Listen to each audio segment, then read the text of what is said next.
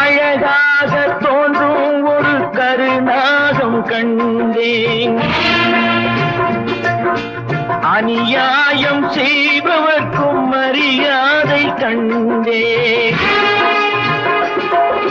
சதிகார கூட்டம் ஒன்று சபையேற கண்டேன். தவறென்று என்னை சொல்லும் பரிதாபம் கண்டேன். கொள்ளையடிப்போன் வள்ளலை போலே, கோவிலை இடிப்போன் சாமியை போலே வாழ்கின்றான்.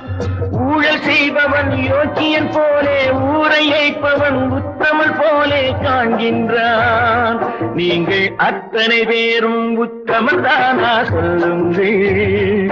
உங்கள் ஆசை நெஞ்சை தொட்டு பார்த்துக் கொள்ளுங்கள்.